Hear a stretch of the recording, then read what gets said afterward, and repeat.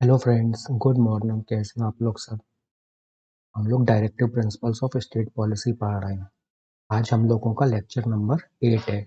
Lecture number 7 में हम लोगों ने इम्प्लीमेंटेशन ऑफ डायरेक्टिव प्रिंसिपल्स देखे थे। ये जो डायरेक्टिव प्रिंसिपल्स हम लोगों के हैं उसमें गवर्नमेंट ने किस हिसाब से लॉज बनाए हैं, एक्ट्स बनाए हैं उनको इम्प्लीमेंट करने के लिए। वो हम लोगों ने कल के लेक्चर में वो पढ़ा था। आज के लेक्चर में हम लोग पढ़ेंगे directive principles outside part 4। Directives directives outside part 4।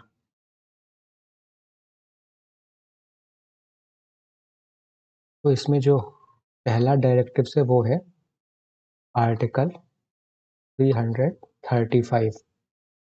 और ये कौन से पार्ट में? ये है पार्ट 16।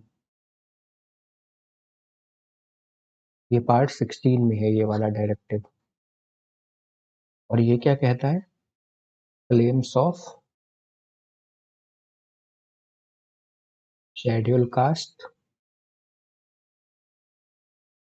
एंड शेड्यूल ट्राइब्स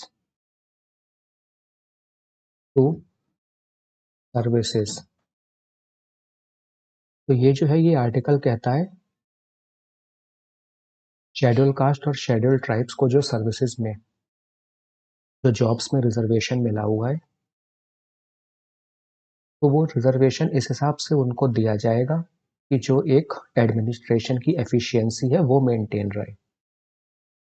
और सुप्रीम कोर्ट ने इंदिरा साहनी केस जजमेंट में, जो 1992 में इंदिरा साहनी केस जजमेंट था रिजर्वेशन के ऊपर, ऐसे ही जो नागराजन केस था 2006 में रिजर्वेशन के ऊपर, तो ऐसे अपने डिफरेंट जजमेंट्स में सुप्रीम कोर्ट ने ये बात कही भी है कि जो रिजर्वेशन है वो, जैसे सुप्रीम कोर्ट ने 50% तक की लिमिट डिफाइन कर दी है। सुप्रीम कोर्ट ने कहा है कोई एक्स्ट्रा ऑर्डिनरी सिचुएशंस होंगी तभी हम 50% से ज़्यादा रिजर्वेशन दे सकते हैं, अदरवाइज सुप्रीम कोर्ट ने 50% की एक जनरली सीलिंग लगा दी थी। उसने कहा था कि कोई एबनॉर्मल या एक्स्ट्रा ऑर्डिनरी कंडीशन में ही हम उस सीलिंग को तोड़ सकते हैं, वरना 50% रिजर्वेशन की सुप्रीम कोर्ट ने सीलिंग लगा दी थी। सुप्रीम कोर्ट ने कहा था ये हम इसलिए लगा रहे हैं क्योंकि जॉब्स में जो रिजर्वेशन है उससे एडमिनिस्ट्रेशन की एफिशिएंसी भी मेंटेन रहे। तो इसीलिए उसने कहा था कि 50% रिजर्वेशन से अगर हम ऊपर देंगे तो एफिशिएंसी जो एडमिनिस्ट्रेशन की है वो डिस्टर्ब हो सकती है। The claim taken into consideration consistently with the maintenance of efficiency in administration. Next जो है वो है हम लोगों का आर्टिकल 350 ए। आर्टिकल 350 ए, और ये कौन सी पार्ट में है? ये पार्ट 17 में है। आर्टिकल 350 ए ये लैंग्वेजेस, पार्ट 17 जो है वो लैंग्वेजेस को हम लोगों की बताता है। Who provide adequate facilities for instruction in the mother tongue at the primary education to children of linguistic minorities group। जो linguistic minorities group के चिल्ड्रन हैं, जैसे जो मुस्लिम्स लोग हैं वो, जैसे उर्दू उनकी लैंग्वेज है, तो ऐसे ही बाकी भी जो लिंग्विस्टिक माइनॉरिटीज़ के जो ग्रुप हैं उनको उनकी मदर टंग में एजुकेशन प्रोवाइड करना till primary level of education. तो जो लिंग्विस्टिक माइनॉरिटीज़ ग्रुप है, हमारी माइनॉरिटीज़ दो टाइप से डिफाइन की गई हैं, एक तो religious minorities and linguistic minorities, मतलब लैंग्वेज के बेस पे। तो जो लैंग्वेज के बेस पे माइनॉरिटीज़ हैं उनको हमें, उनके जो चिल्ड्रंस हैं उनको हमें जो प्राइमरी लेवल तक एजुकेशन है वो उनकी मदर टंग में देनी है, जो उनकी अपनी लैंग्वेज है। देन थर्ड जो है वो है आर्टिकल 351, और ये भी पार्ट 17 में है। और ये आर्टिकल कहता है कि जो सेंट्रल गवर्नमेंट है वो ट्राई करेगी कि हिंदी को हमारी it shall be the duty of the union to promote the spread of Hindi language, serve as a medium of expression for all the elements of the composite culture. इसका मतलब ये हुआ जो हम लोगों की सेंट्रल गवर्नमेंट है या यूनियन गवर्नमेंट है वो हिंदी को प्रमोट करेगी नेशनल लेवल पर, so that it serve as a medium of expression for all the elements of the composite culture. तो ये हमारा 351 में मेंशन है।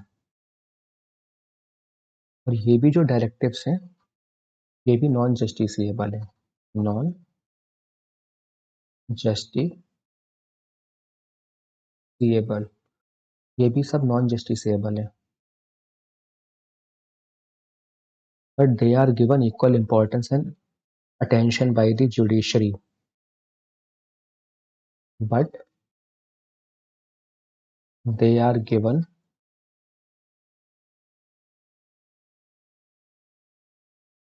equal importance and attention. But they are given equal importance and attention by the judiciary. On the ground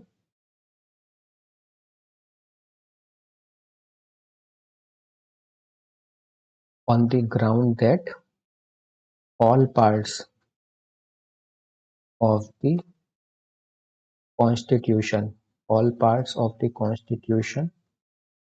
must be read together.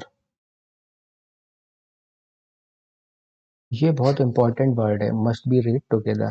All parts of the Constitution must be read together. तो जो हमारा constitution है वो जब judiciary किसी भी law को या किसी भी एक्ट को एग्जामिनिंग करती है तो वो कॉन्स्टिट्यूशन को केवल एक सिंगल पर्सपेक्टिव से नहीं रीड करती है, वो कॉन्स्टिट्यूशन को एज ए होल रीड करती है।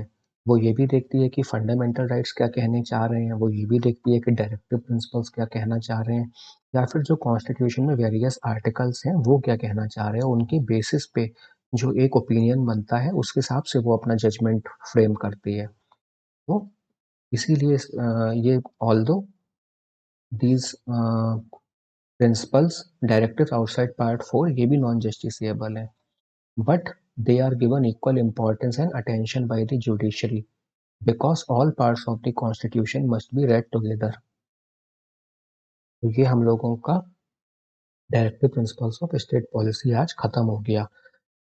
चलिए हम लोग इसके जो आर्टिकल्स हैं उनको थोड़ा सा रिवाइज कर लेते हैं। तो देखिए मैंने बताया था directive principles of state policy जो है वो हम लोगों का पार्ट 4 में है, पार्ट 4 में है और आर्टिकल्स जो हैं वो 36 से लेके 36 टू आर्टिकल 51 तक directive principles of state policy की बात करते हैं। तो जो हमारा आर्टिकल 36 है उसमें डेफिनेशन स्टेट की बताई गई है, definition of state.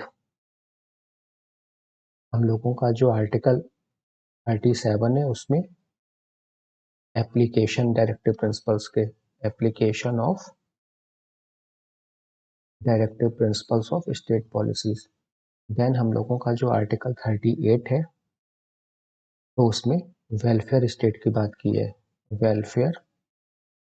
Welfare state. उसका जो पार्ट आर्टिकल 38 में पहले पार्ट में वेलफेयर स्टेट की बात की और दूसरे पार्ट में reduce inequalities of income status opportunities, reduce inequalities of income status opportunities facilities, economic democracy की बात की है। देन जो हम लोगों का आर्टिकल 39 है उसमें adequate means of livelihood, adequate means of livelihood, then equitable distribution, equitable distribution of material resources of the country for common good, equitable distribution of material resources of the country for common good, then prevention of concentration, prevention of concentration of wealth and means of production, prevention of concentration of wealth and means of production, then equal pay for equal work, equal pay for equal work for both men and women, men and women, equal pay for equal work for both men and women, then preservation of health and strength, preservation of health and strength, preservation of health and strength of workers and children, workers and children's against forcible abuse, forcible abuse, preservation of health and strength of workers and children against forcible abuse, CHIL, children's, then इसका जो F part है ABCDEF, opportunities for healthy development of children, opportunities for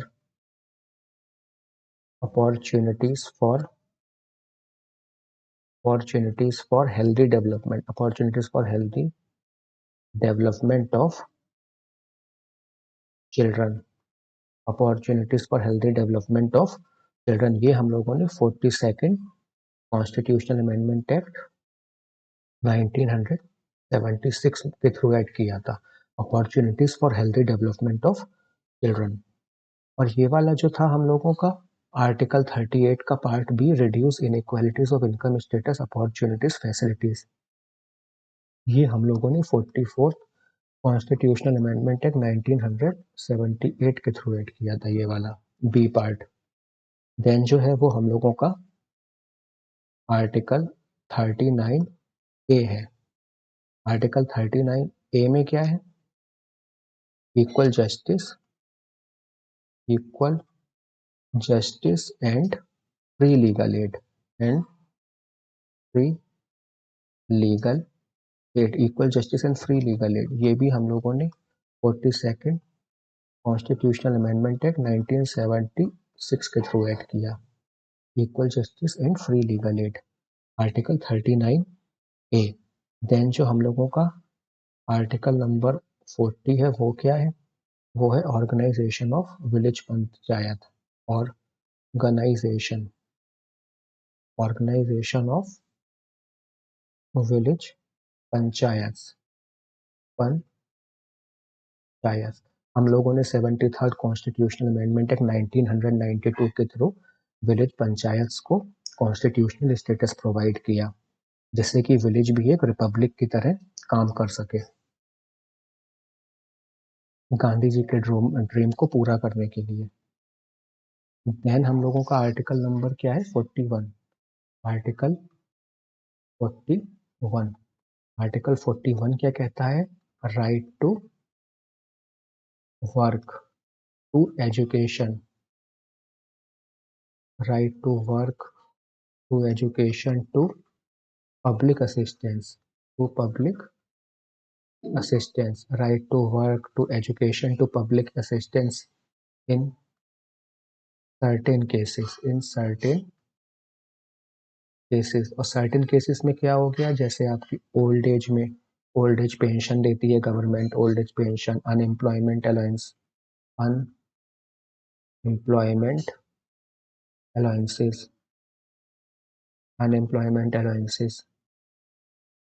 sickness के लिए relief देना etcetera. ये सब government इस article के थ्रू गवर्नमेंट ने जो एक्ट्स इम्प्लीमेंट किए हैं वो इसी आर्टिकल के थ्रू इम्प्लीमेंट किए हैं।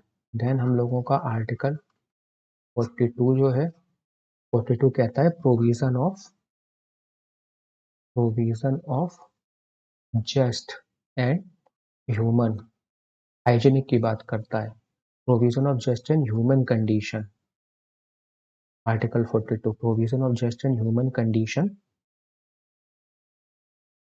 Of work and maternity relief.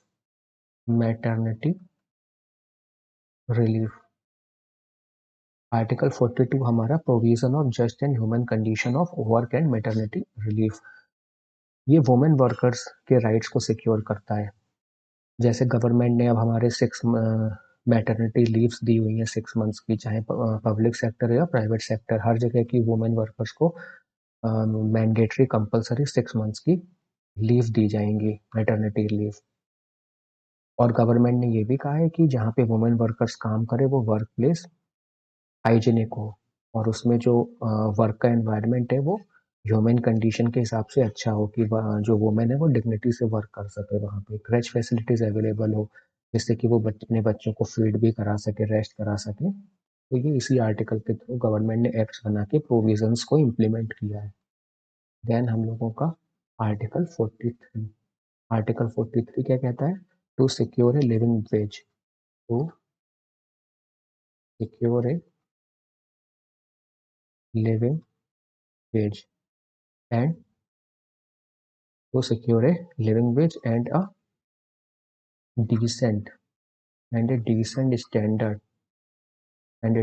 standard of life, to secure a living wage and a decent standard of life, social and cultural opportunities, social and cultural opportunities, social and cultural opportunities for all workers, social and cultural opportunities for all workers।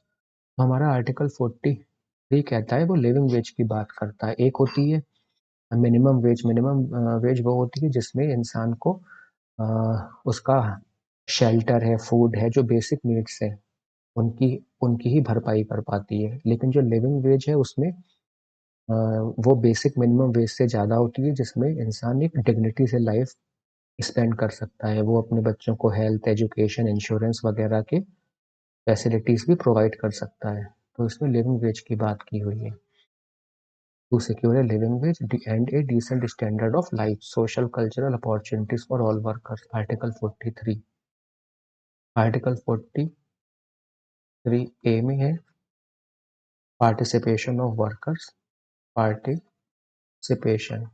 Participation of workers in the management of industries, participation of workers in the management of industries. और ये जो है ये article हम लोगों ने 42nd constitutional amendment act 1976 के through add किया है, participation of workers in the management of industries. अब इस आर्टिकल के थ्रू ये है कि जो भी इंडस्ट्रीज हैं उसमें जो डिसीजंस हैं उसमें उन डिसीजंस में वर्कर्स का भी पार्टिसिपेशन, वर्कर्स की भी राय ली जाएगी। ये नहीं जो टॉप मैनेजमेंट है वो अपने मन चाहे डिसीजंस लेके वर्कर्स पे थोप दे, तो वर्कर्स की भी उन डिसीजंस में एक ओपिनियन लिया जाएगा। Participation of workers in the management of industries, जैसे हम लोगों के ट्रेड यूनियंस वगैरह हैं ये भी बनाए गए हैं कि ये यूनियंस मिलकर अपनी जो भी मांग्स हैं वो टॉप मैनेजमेंट के सामने रख सकें और टॉप मैनेजमेंट जो भी ट्रेड यूनियंस के थ्रू उन वर्कर्स की ओपिनियन ले सके। Article 43A। Then article 43B, promotion of cooperative societies, promotion of cooperative societies. ये हम लोगों ने 97th कॉन्स्टिट्यूशनल अमेंडमेंट एक्ट 2011 2011 में इस कॉन्स्टिट्यूशनल अमेंडमेंट एक्ट के थ्रू ये आर्टिकल इंट्रोड्यूस किया, आर्टिकल 43B, जो कोऑपरेटिव सोसाइटीज को प्रमोट करने की बात करता है। कोऑपरेटिव सोसाइटीज में जैसे सबसे बड़ा एग्जांपल तो हम लोगों का जो अमूल मिल्क है, वो कोऑपरेटिव सोसाइटी के थ्रू ही इतना बड़ा एक उसने अपना एक नाम बना लिया।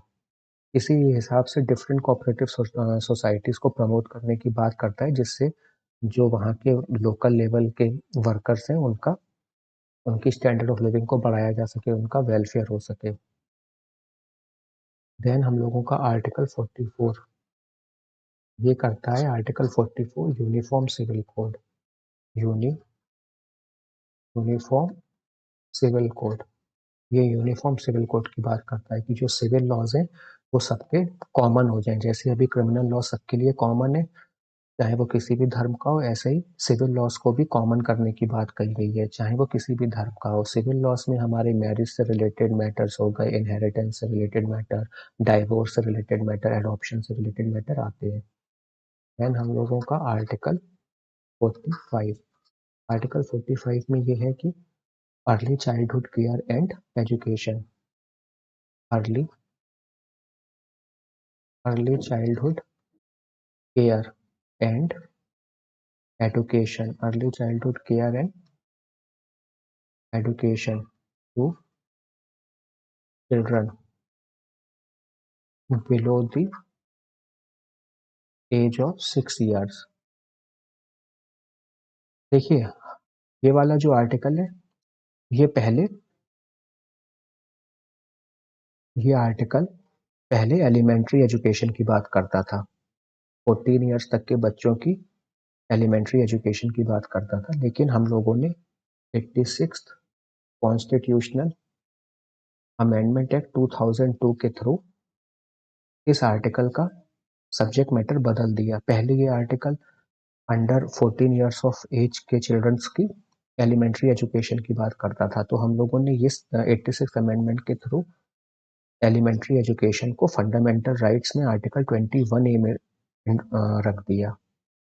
हमने इस अमेंडमेंट के थ्रू जो एलिमेंट्री एजुकेशन है under 14 years of age, elementary education for all children under 14 years of age, उसको फंडामेंटल राइट बना दिया। और कौन से आर्टिकल में राइट टू एजुकेशन रख दिया? आर्टिकल 21A में। और यहाँ का हमने सब्जेक्ट मैटर चेंज करके इस अमेंडमेंट के थ्रू क्या कर दिया? Early childhood care and education to all children below the age of 6 years, below the age of 6 years. Then हम लोगों का 46 आर्टिकल 46 जो है वो SC/ST के एजुकेशन इकोनॉमिक इंटरेस्ट की बात करता है और वीकर सेक्शन के promotion of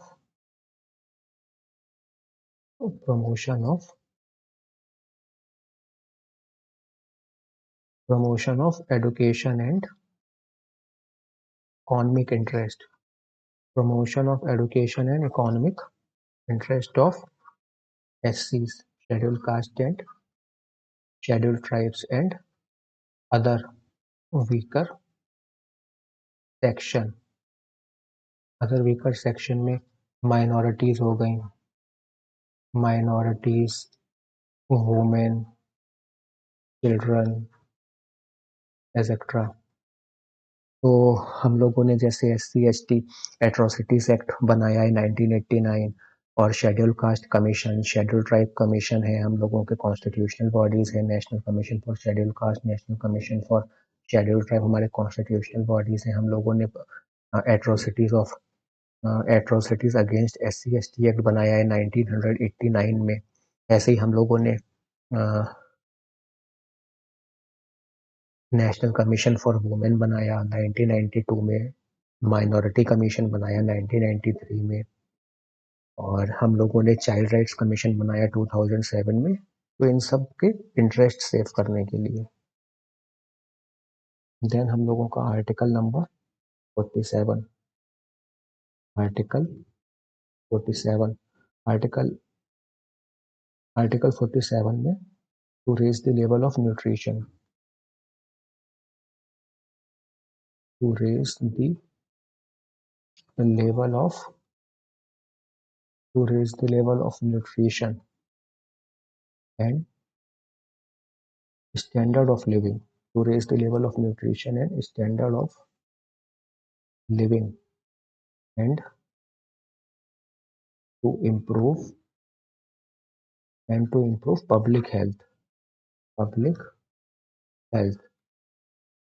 to raise the level of nutrition and standard of living and to improve public health. इसीलिए हम लोगों ने प्राइमरी हेल्थ सेंटर्स बनाए, कम्युनिटी हेल्थ सेंटर्स बनाए हमारी गवर्नमेंट ने, और हम लोगों ने न्यूट्रिशन के प्रोग्राम, आंगनवाड़ी केंद्र शुरू करे, न्यूट्रिशन के प्रोग्राम शुरू करे, पब्लिक डिस्ट्रीब्यूशन स्कीम जो है वो सब शुरू करी, ICDS स्कीम्स है, इंटीग्रेटेड चाइल्ड डेवलपमेंट स्कीम्स, ये सब चीज़ें शुरू करी कि न्यूट्रिशन अच्छा हो सके, पब्लिक हेल्थ इम्प्रूव हो और लोग कम से कम बीमार पड़े। देन हम लोगों का article 48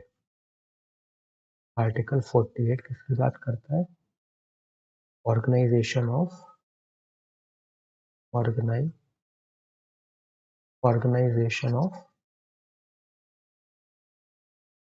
agriculture, organisation of agriculture and animal husbandry, animal husbandry, organisation of agriculture and animal husbandry. Government ने एग्रीकल्चर के लिए, एनिमल वेलफेयर के लिए इतनी स्कीम्स इंट्रोड्यूस की हैं। एग्रीकल्चर के लिए गवर्नमेंट ने सब्सिडीज़ दी है, इलेक्ट्रिसिटी पे सब्सिडीज़ दी है, फर्टिलाइजर्स पे सब्सिडीज़ दी है, देन इरिगेशन फैसिलिटीज़ इम्प्रूव करी हैं और subsidise high yield variety of seeds दिए हैं, मशीनरी पे सब्सिडी दी है, एग्रीकल्चर मशीनरी पे। ऐसे ही एनिमल वेलफेयर के लिए भी गवर्नमेंट्स ने एनिमल हेल्थ क्लिनिक बनवाए हैं और उनके लिए जो उनका चारा वगैरह होता है उसके लिए भी प्रोविजंस किए हैं, एनिमल्स के हेल्थ के लिए भी प्रोविजंस किए हैं। तो वो इस आर्टिकल के वही किए हैं। Then article 48A, article 48A क्या कहता है? Protection and improvement, protection and improvement and safeguarding, protection and improvement and safeguarding of forest and wildlife, protection and improvement of environment, protection and improvement of environment and safeguarding forest and wildlife। तो इसमें environment, हमारी natural resources को save करने की बात की गई है। हम लोगों को जो भी आजकल आपने देखा होगा इतनी environment कैजुअलिटीज हो रही हैं, नेचुरल डिजास्टर्स आ रहे हैं, तो उसमें और जो एनवायरनमेंट में पॉल्यूशन हो रहा है उन सबको, एनवायरनमेंट को प्रोटेक्ट करने के लिए गवर्नमेंट ने हम लोगों का एनवायरनमेंट प्रोटेक्शन एक्ट 1986 है। एंड हम लोगों का गवर्नमेंट ने फॉरेस्ट को सेव करने के लिए फॉरेस्ट कंजर्वेशन एक्ट 1980 और हम water pollution act 1974, air pollution act 1981, wild life protection act 1972, ऐसे डिफरेंट एक्ट्स बनाए हैं इस प्रोविज़न को इम्प्लीमेंट करने के लिए। और ये प्रोविज़न हमारा 42nd कॉन्स्टिट्यूशन अमेंडमेंट एक्ट 1976 के थ्रू ऐड किया डायरेक्टिव प्रिंसिपल्स में। देन हम लोगों का आर्टिकल 49 जो है, 49 क्या कहता है? 49 कहता है protection of monuments, protection of monuments and places, protection of monuments and places and objects of national importance, national importance. अब इसमें जैसे हम लोगों का ताजमहल हो गया, ताजमहल है, कुतुब मीनार है, कुतुब मीनार, रेड फोर्ट, ये सब नेशनल इंपॉर्टेंस के मॉन्यूमेंट्स हैं, प्लेसेस हैं, एसेट्रा। तो इनको गवर्नमेंट ने ASI archaeological survey of India establish किया है, और इन मॉन्यूमेंट्स को प्रोटेक्ट करने के लिए गवर्नमेंट ने एक्ट भी बनाया है। देन हम लोगों का आर्टिकल 50, ये separation of judiciary from executive. देखिए, पहले जो एग्जीक्यूटिव होते थे, जैसे डीएम, एसडीएम, नायब तहसीलदार, तहसीलदार वगैरह, ये एग्जीक्यूटिव अथॉरिटीज जो होती थी, ये जुडिशियल पावर भी एक्सरसाइज करती थी। लेकिन क्रिमिनल प्रोसीजर कोड 1973, इसके थ्रू जो जुडिशियल पावर है वो इनसे सेपरेट कर दी गई एग्जीक्यूटिव अथॉरिटीज से, और वो जुडिशियल मजिस्ट्रेट हो गए, चीफ जुडिशियल मजिस्ट्रेट है, डिस्ट्रिक्ट जज है, उनको दे दी गई। तो ये आर्टिकल इसकी बात करता है। जो हम लोगों ने क्रिमिनल प्रोसीजर कोड हमारा 1973 है, उसके थ्रू हम लोगों ने जुडिशियल पावर एग्जीक्यूटिव से सेपरेट कर दी। देन हम लोगों का आर्टिकल 51, हमारा आर्टिकल 51 है वो प्रमोशन ऑफ इंटरनेशनल